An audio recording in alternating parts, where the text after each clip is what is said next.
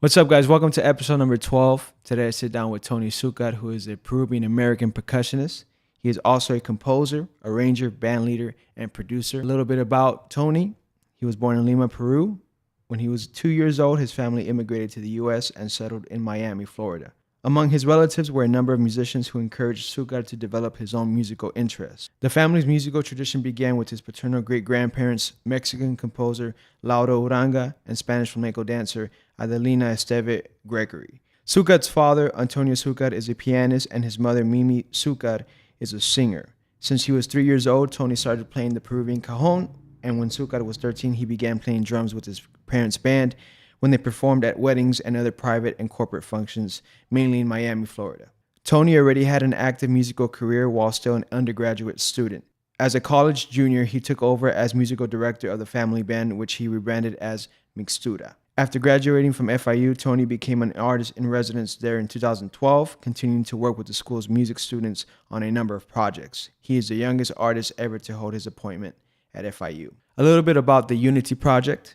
It's a collaborative project to produce a musical tribute to Michael Jackson. As well as live performances, the project released an album consisting of 14 Jackson songs rewritten to include Latin influences, primarily salsa.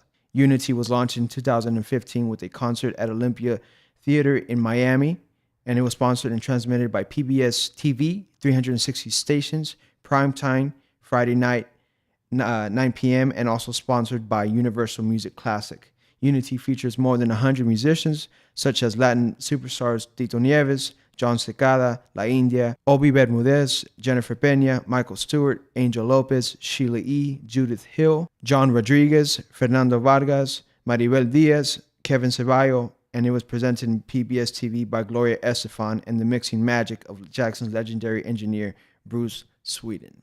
I got to meet Tony at the NAMM show a couple years ago through my sister Kritzia. She introduced me to him, told me about his work and his career, and I checked out the album. Amazing stuff. I had never heard a Michael Jackson tribute in that way, so pretty awesome that coming from a fellow Peruvian that he came up with this grandiose idea. Much of what you'll hear today is about what it's like, to undertake such a big project like the one he did, which he said took him about 5 years. You'll hear about his career, what he's accomplished, and what he's continuing to do today, as well as his upcoming work this year in 2019. So without further ado, episode number 12.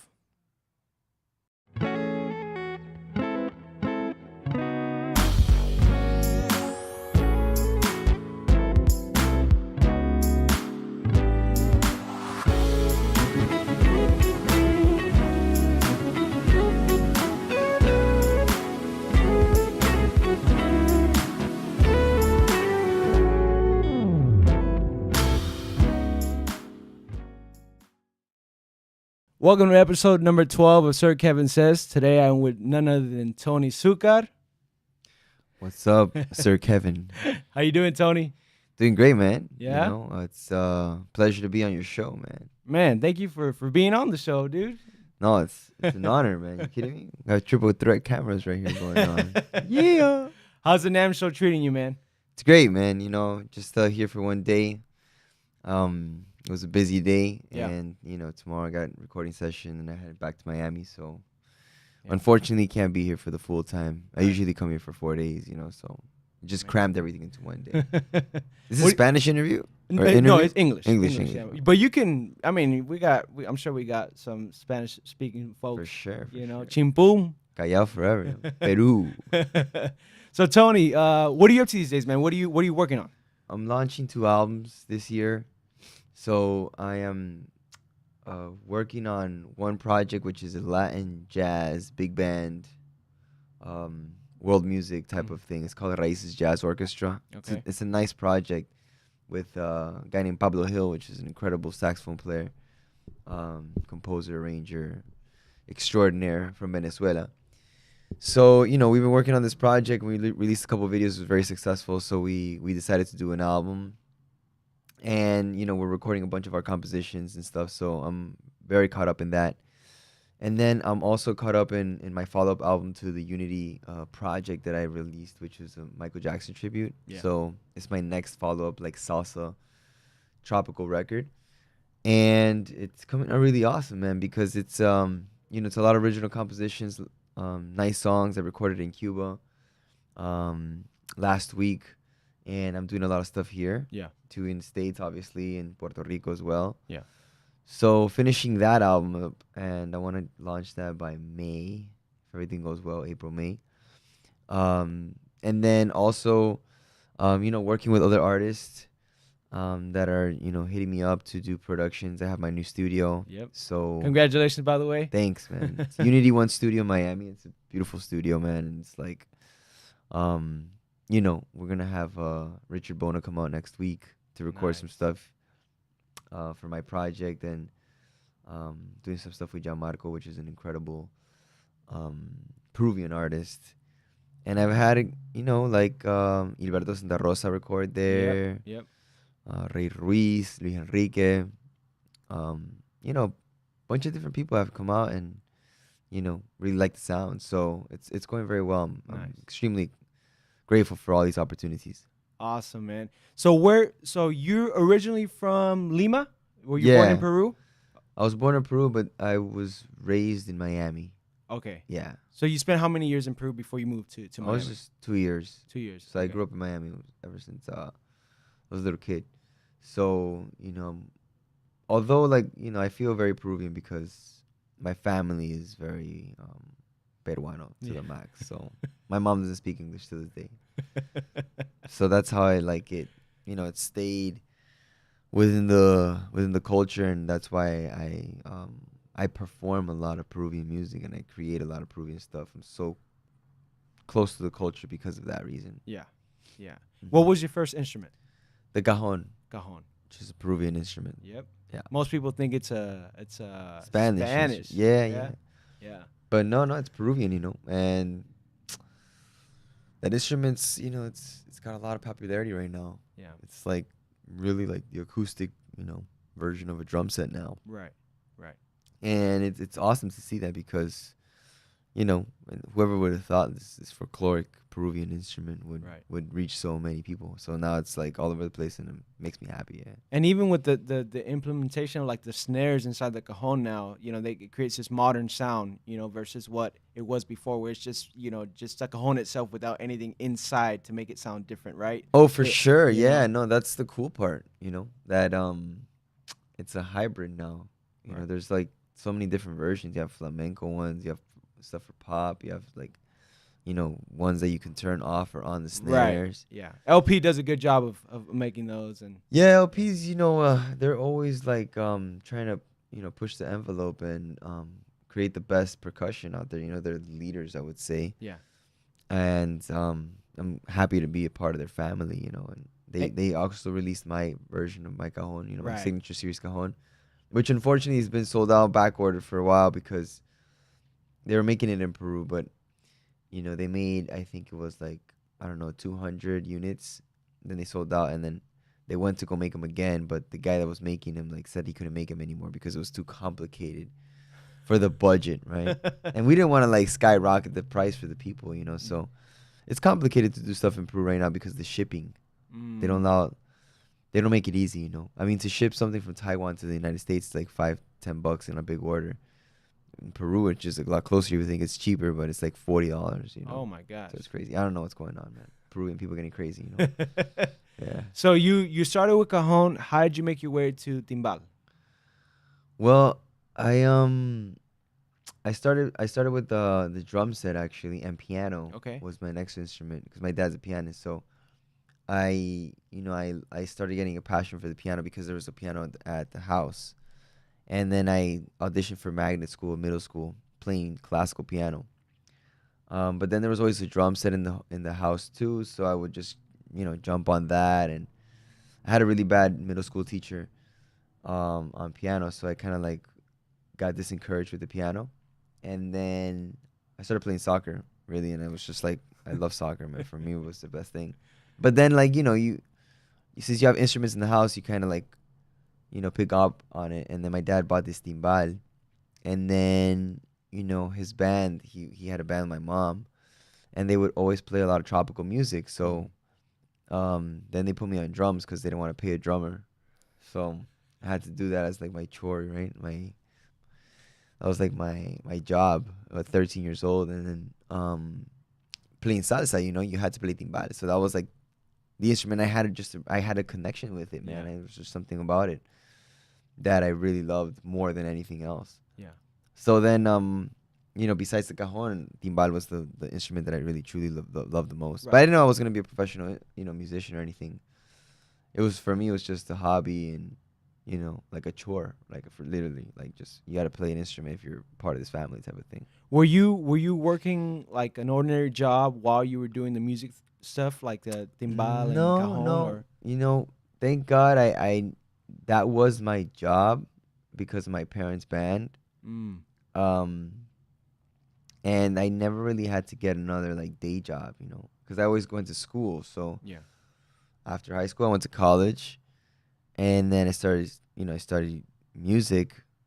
And then when I, you know, started studying music, that's when I said to myself, I was like, you know what, I gotta really like bring it up a notch with my parents' band. So that's what I did. I took over my parents' band, Mixtura band. And then I said, you know what, I'm gonna start writing arrangements. I'm gonna like, let's record something, let's do original stuff. And then this cover corporate band started transforming into something else. Mm. Then we started getting a lot of gigs. And then that was sort of my job. It was like, okay, you know what? Like, I'm not only a musician, but now I'm a director, I'm a band leader, an entrepreneur, you know. Yeah. I need to, you know, create a marketing plan, make a website, you know, branding, Right. create a logo, and just hustle for shows. So that's what I literally dedicated my life to during college. Awesome. And that was good because it prepared me for the real world, you know, once I got out. Yeah. Most people, anytime I talk to anybody, Tony, like, yeah, he's a guy that did the Michael Jackson album in salsa, whatever. Do you feel like that's the one thing that kind of catapulted your career, or were there other things behind the scenes that people don't know that were kind of pushing you, forward? I mean, I think everything is, you know, is a stepping stone, you know, but that was a huge one. It was like, you know, big And, step. and never done before, right? I don't think so. Nobody had, you know, there was some, you know, just like everything else, you know, you go to Bruno Mars salsa cover on YouTube and you'll find stuff, you know, but it's like little maquinita and it's just like sounds whack. So nobody had really done anything serious. Yeah. And it was just a great idea and executed well. It wasn't an easy project. It was like a 5-year project. But if you notice, like if you look at it, you know, if you look at the ordinary musician, right, at my level, because I don't consider myself like a, you know, incredible percussionist. I'm an okay percussionist, you know, like many other out there, you know, that we can do the job. We could play, we could read, we can record, but I'm not Mark Quiñones, I'm not Bobby Allende, you know, I'm not Giovanni Hidalgo, Yeah. this beast, you know. So if you analyze, like, you know, if I would have just stuck to my instrument, you know, in 5 years, I would have still been just the okay guy. But I just literally decided, you know what, these 5 years, I'm not going to do anything else but just really concentrate on just creating a beast project, you know?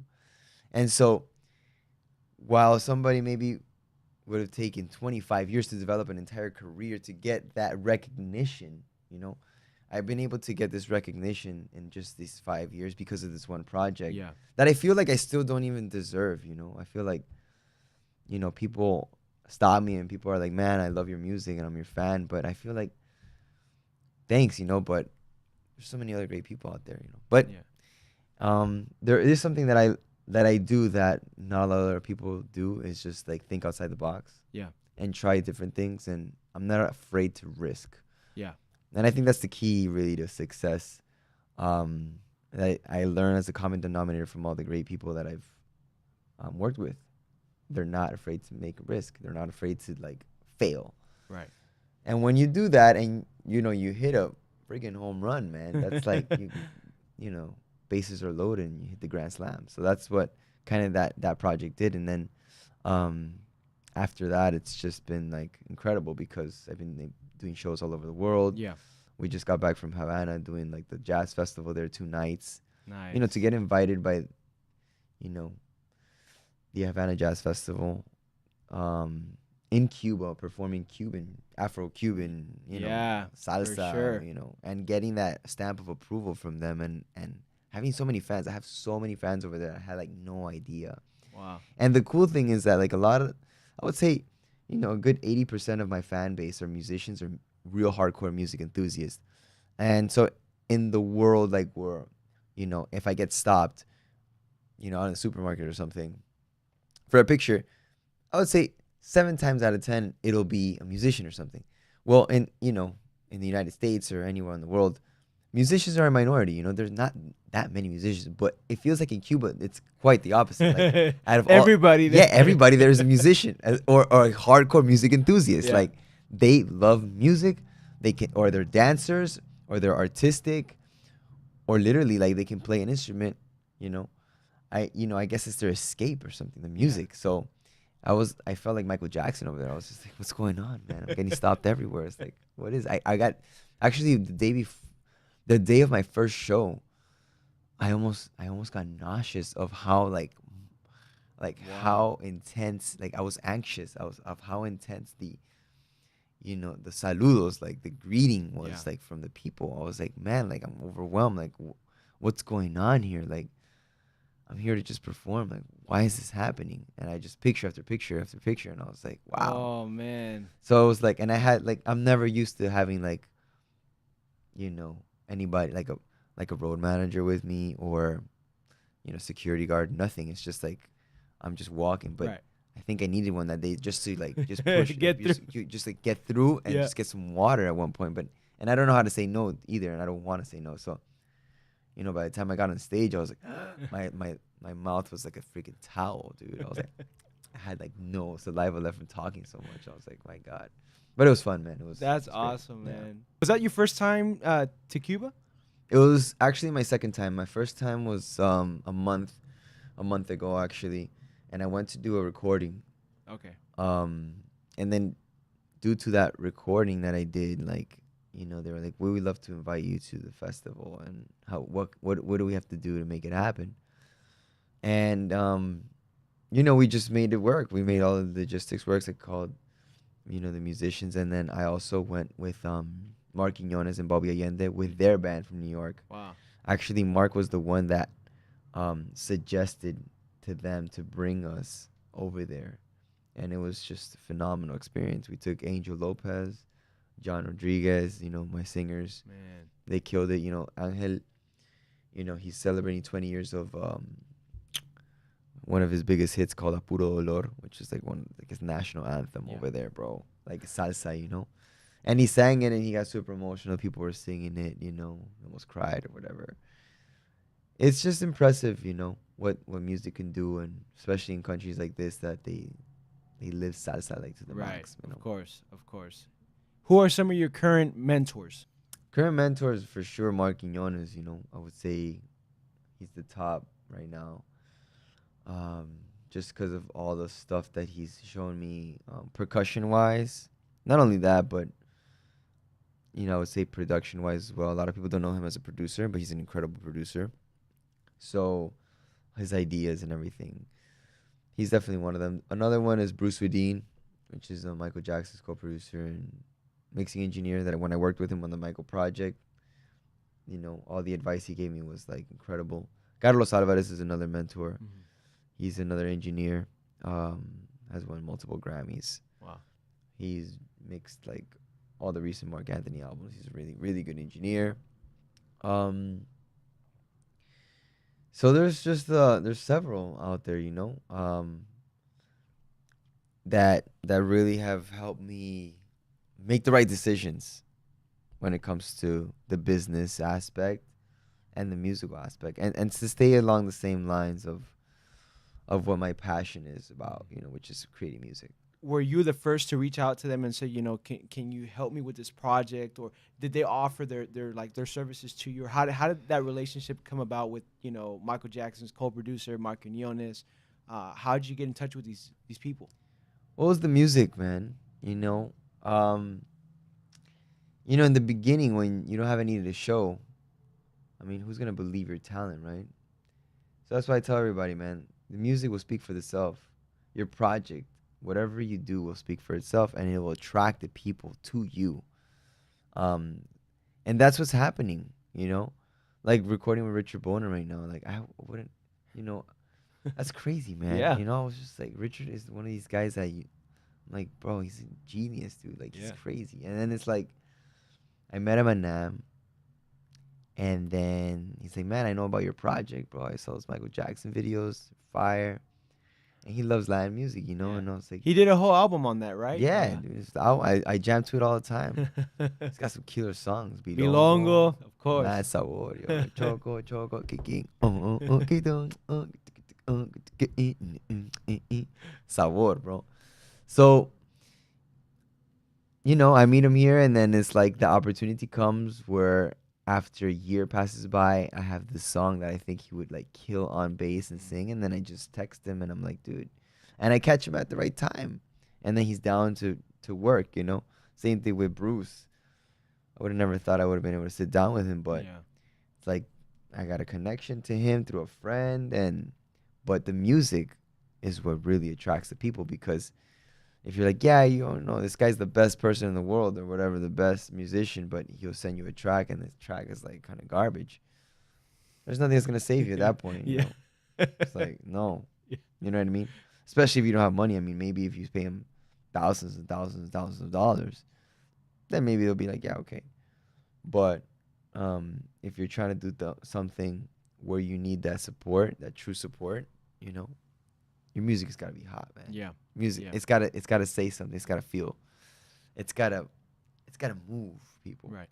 Right. You know, Yeah. and that's something that I've been able to do. Thank God. You know. Right.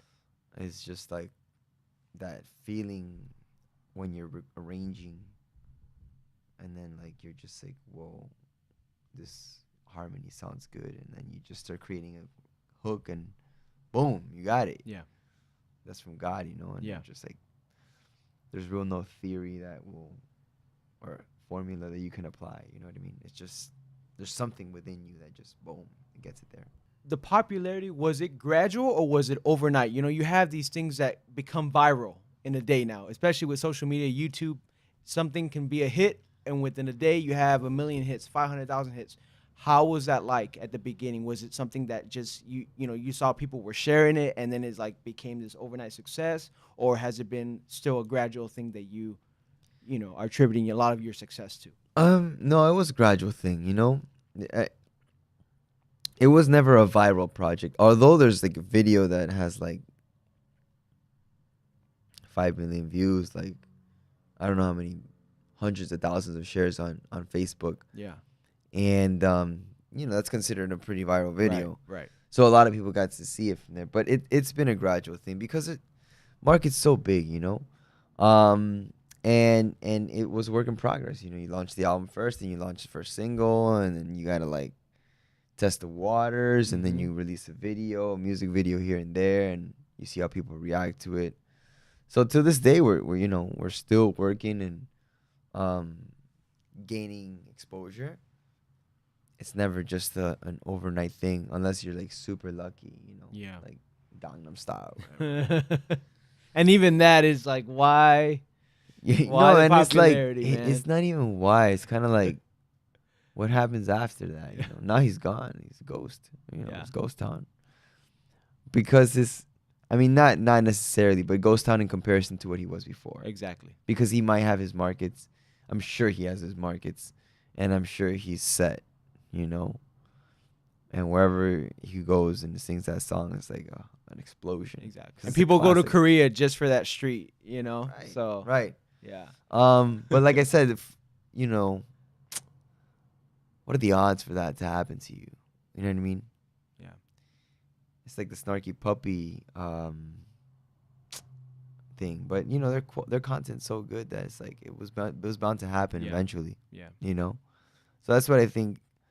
At least in the genre of music that I see your podcast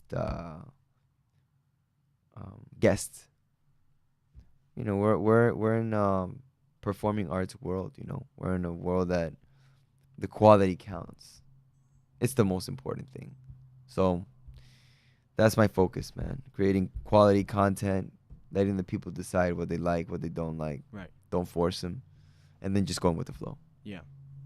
Now, as a band leader, you have a lot of responsibility. You deal with managers at different venues. You deal with your own people, their own personalities. Scheduling, hotels, all these things. How do you go about balancing all these things?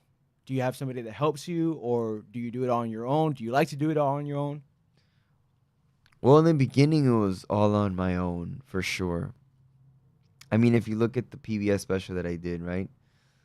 This was like a $500,000 project, you know.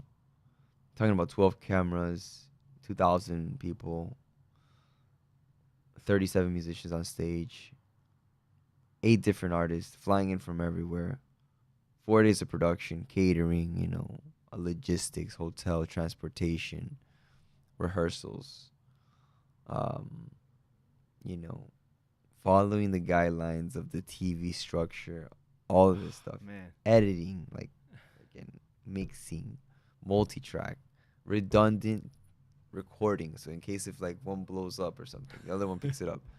You know, insanity of lighting. You know, backdrop, wardrobe, gum for the the people like artists. You know, writers. Bro, I did that. I was the production manager of my own show that I was performing in, you know. People are like, "Are you crazy?" I hired a production manager. I paid him one of the best. Um, but, you know, sometimes things don't go the way you want them to go. And like my production manager last minute got another gig with Mana, you know, the same week. And he was like, "Bro, I can't let this go. It's too much money. But I know you can do this, Tony. Like you're super agile with everything, and you're basically doing my job anyways because you're so anal with everything." And I was like, you know what, whatever, man. I've been doing it for so long at a small scale, so like with my regular small band. So I did it for that, and I just applied the same formula just on a bigger scale, and you know, Google Excel sheets and just like everything, accounting. It was just perfect, and I got it done. You know, it was an incredible show, PBS special, and launched nationwide, over 300 stations. It was a big success. Gloria Stefan, you know, was the host of the show. It was a huge thing, and you know, my message out there for the younger people that are like wanting to be band leaders, entrepreneurs, start their own project. It's like you're gonna need to do stuff that you don't want to do. It's just the name of the game. Mm-hmm. Now I've been able to delegate to a production manager. You know, my dad helps me out with the bookings. But still, in the way, the brains of the operation is you know? Yeah. So till this day, I have to do hands-on work, you know? Just got a gig right now for New York, and, you know, I'm coordinating with my production manager. It's like, okay, who's flying from where? And then I ask him the prices. But he, you know, he does at least the legwork of Google flights and stuff like Yeah. that. Yeah. But it's just the name of the game, you know? Until you're like Bruno Mars, you know? You're gonna have to do it. I mean, it is what it is. Yeah. You know what I mean? Um, and it's good at the end of the day because I mean, you know, your mindset changes and you're able to look out for yourself in a way that you could protect your career Yeah. in a big way because a lot of times these managers will come out and you know you just not know about anything and they most likely will be robbing you a big percentage of your profits and your money, well-deserved money, because you're the one who's, you know, writing the music. You're the Mm-hmm. one who's sweat, blood, and tears in the Yeah. studio, dying. You Right. know, like no sleep, and then these managers come out of nowhere, you know, tie in a suit, and they're just like, yeah, you know, and boom, and then all of a sudden they're just taking all your money, and and and manipulating everything so they can make more profits, but not really looking at the longevity of your career. Mm. You know, your career is not a span of a year and 2 years. You know, we're talking about a career of 45 years, 50 Exactly. years. So, in that case, it's like, all right. I mean, that's why you got to know how to do it so that nobody else can sort of trick you into what they're doing. So, that's my motto, man. At Yeah. least, I mean, I truly enjoy learning. You know, I have a passion for doing things with perfection. whether it's an Excel sheet or it's a musical score. I mean, for me, it's the same. Math is math, you know. Yeah. So yeah. What continues to inspire you today? Um, there's a lot of things that continue to inspire me. You know, a lot of different artists that create great music. Um, Places that I visit, like Cuba, super inspiring, man. Wow, see all those bands live and Yeah. see the people enjoy the music like they did was like extremely inspiring. Family inspires me. You know, there's just so much, man, that everyday life sort of gives me. And you know, you never know, but these experiences or even conversations can inspire songs, can inspire um, you know, ideas for certain projects. So you just gotta be open to that. You gotta be on that frequency. You know what I mean? Where you're always just receptive to things in a different way. You know, a lot of people live life like very materialistic, focusing on what their convenience, you know, or how am I making money right now, or I'm not making money. But if you're on a totally different mindset of just like, you know, emotionally connected to your surroundings, then that's when the cool things Yeah. like come by, because you know, great songs, great projects, great movement can come from anything. Yeah. I ask this question to mostly every guest that I've had on the show, and every answer has been different. Um, what does value mean to you? Well, I mean, it's a circle of life, you know. It's kind of like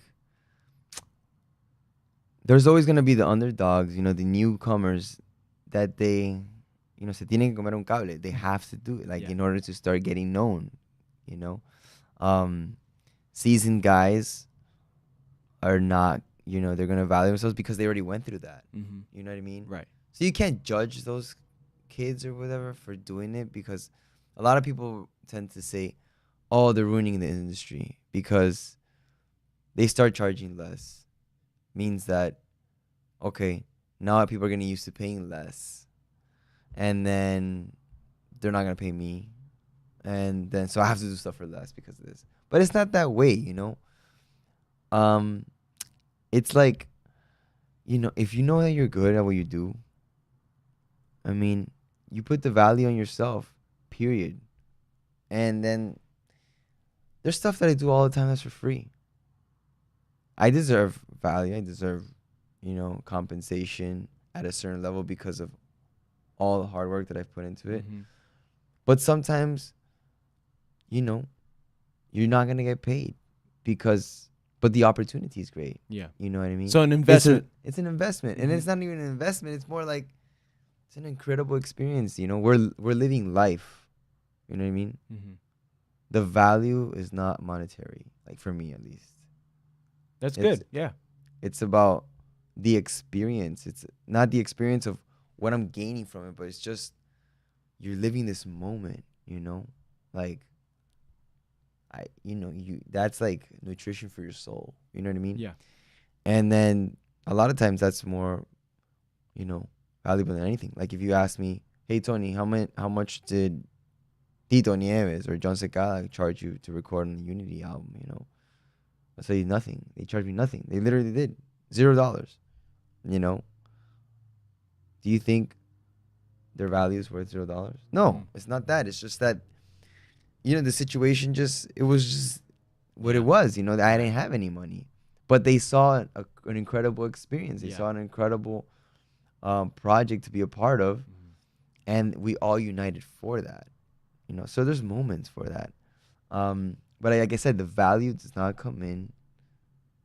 The price tag is not what the value is. You know, the value is the emotional value, which is based on many different aspects. You know, the message, the social impact, what it makes people feel, the quality. You know, so that's what it means to me, at least. Yeah. That's good. You've worked with a bunch of different artists up to date. Sheila E., Tito Yeah, of Nieves, course. all these incredible human beings. Have you ever encountered an artist where you thought they were going to be one way, like they were going to be super chill, fun to work with, and they ended up being something completely different? And if you have, how did you handle the situation, or how do you handle those situations where you're working with A-list artists, but they have a certain ego or attitude towards the situation? Yeah. I mean, luckily, I've never had a situation where it's been like a negative experience. I mean, knock on wood, I mean, it might happen to me tomorrow, but Let's hope not. man, I've always thought like people are gonna be difficult and they end up being super nice, or super like chill. Like like India, for example. Like some people had told me, oh, she's a little difficult to work with or whatever. The moment I work with her, we just hit it off. So fun. Yeah. Connected to the energy of the environment, and it was just like crazy awesome, man. What an experience. We spent like 6 hours in the studio just vibing out on a song and recording it and hanging out.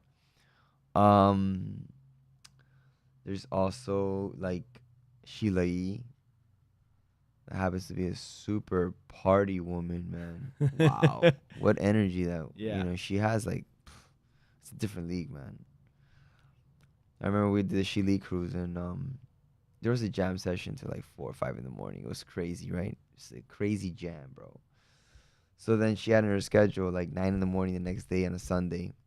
It was gonna be like service, worship, and the whole thing. And we're just like, yeah, nobody's gonna wake up for this. Like Sheila's gonna be dead asleep. Like we're all gonna be gone. Comes to know, like she's the first person there ready to rock and roll. You know, Wow. and you're just like, what?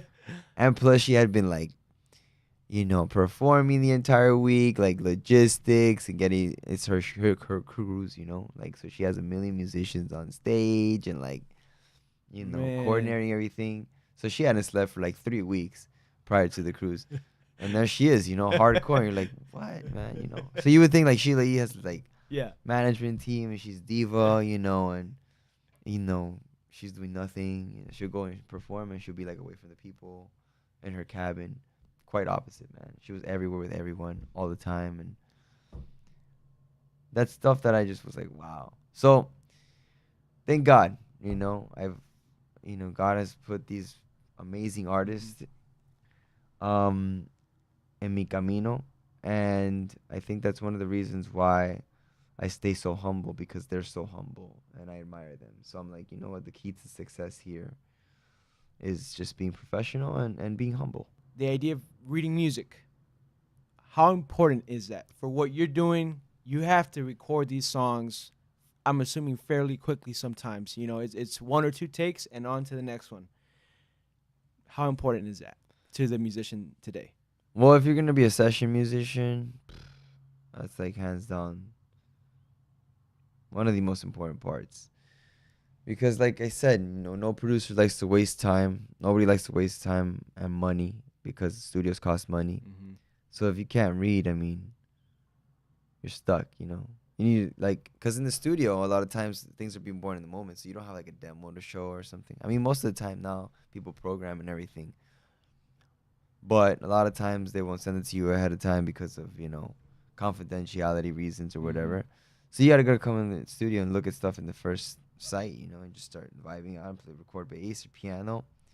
Um, so it's extremely important. Also, if you want to play gigs with local bands, and it's not like in Cuba where you just play with one band and that's it. Over here, you got to play with like every band in Yeah. order to make a living. What does that mean? You got to read, because you're not going to spend like, 3 hours every single day for an entire week for, to prepare for a gig. Yeah. No, it's just you're going to go to one rehearsal, you're going to read it down, get it on your fingers, and then you're going to go perform. Yeah. So it's by hand one of the most important things. Was it a goal of yours to become famous?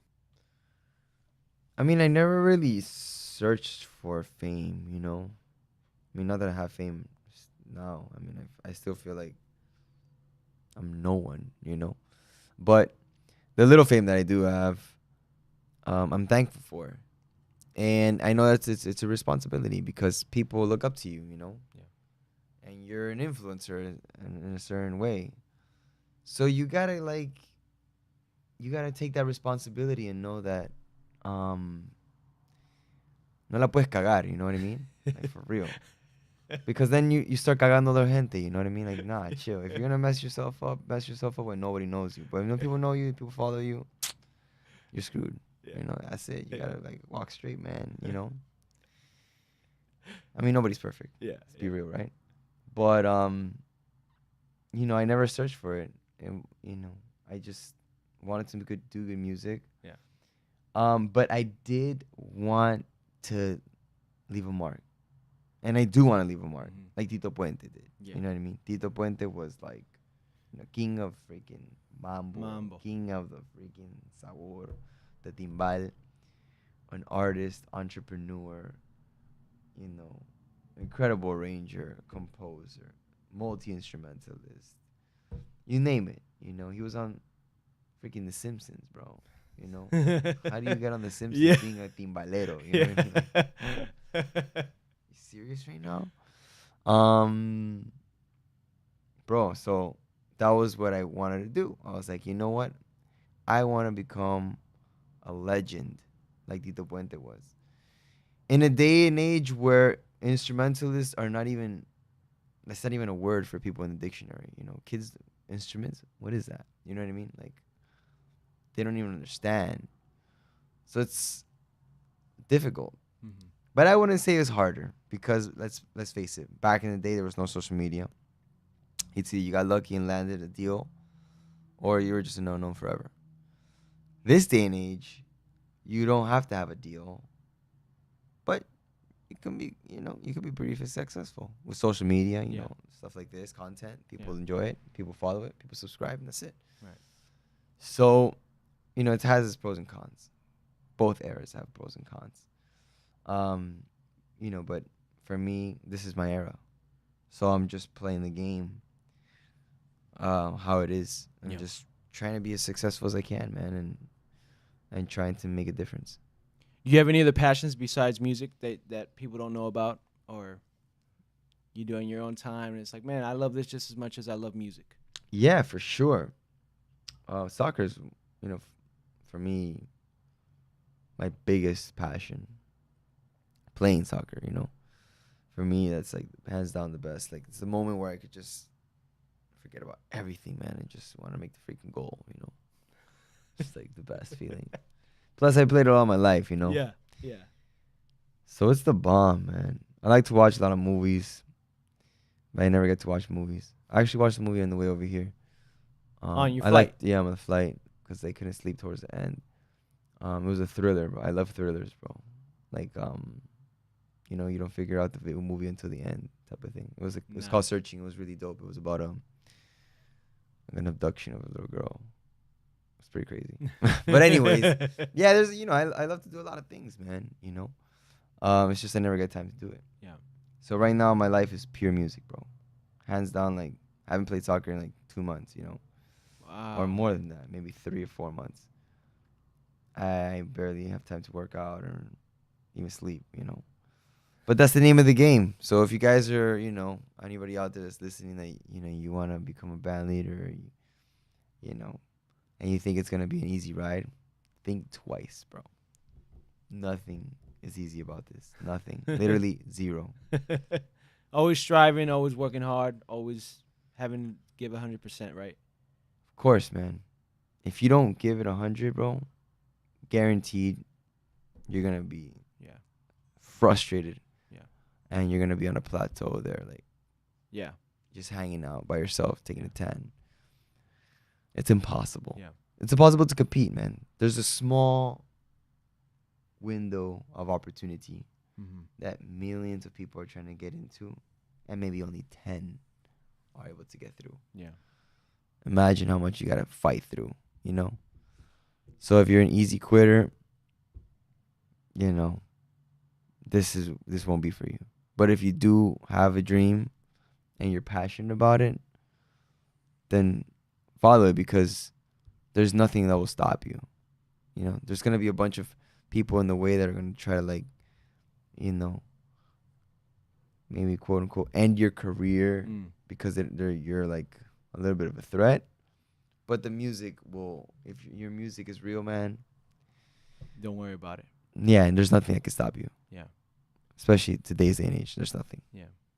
You essentially answering my last question, but it was going to be, you know, what advice you had for up and coming musicians, you know, those that are trying to do music at the highest level. You know, you basically already answered that, but I don't know if you had any last thoughts or any last words that you'd like to say concerning that. Well, you know, prepare yourself.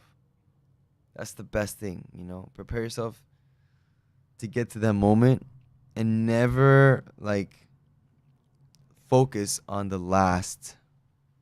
Like, never focus on the last objective or mission only, you know. Like, know where you want to go, but just look to the next step ahead, man, you know. If it's just, okay, I gotta wake up an hour earlier or 2 hours earlier to do, you know, some exercises or practice or whatever. Whatever it is that you need to do in order to make that next step, do it, because that is what counts, you know. So a lot of people are like, man, but how am I gonna get to that level or whatever? Like, you just gotta do it, man. Yeah. You know, Yeah. you gotta make that first step and just push yourself as much as you can, and never die down. Even in those moments where you feel like, okay, you can't anymore, those are the moments that count. Yeah. Because when you push hard on those particular moments and you get through that hurdle, that's when, I don't know why it always happens, bro. It's just like, oh, hallelujah. Yeah. You know what I mean? The heavens open up, huh? Heavens open up, man. Crazy. So yeah, that's my best advice for sure. Tony, thank you for your time, man. Appreciate it. I wish I had like some Lomo or some Inca Cola Chicha, something. Perfect, man. Man, one of these days, I'm gonna have, you know, sponsorship by Inca Cola. So, you know, try to make it happen. You know, it's Peruvian restaurants. We need you. We need your support. This is episode number 12 with Tony Succar. Thank you, bro. Appreciate it once again. I know you're busy, and you know, but I appreciate you so much for doing this and for separating some time, man. Anytime, man. Anytime. Awesome. All right, guys. This is episode number 12 with Tony Succar. Check out next week's episode next Friday. Peace. Thank you guys for checking out episode number 12 with Tony Succar. Hopefully you enjoyed it. If you did, go ahead and subscribe down below. Share this video with your friends. Also, leave a comment if you enjoyed it. Let me know your thoughts, and as well as anything you want to see more of from this show. All right, guys. Episode number 13 comes out next Friday. Check it out, and we will see you guys then.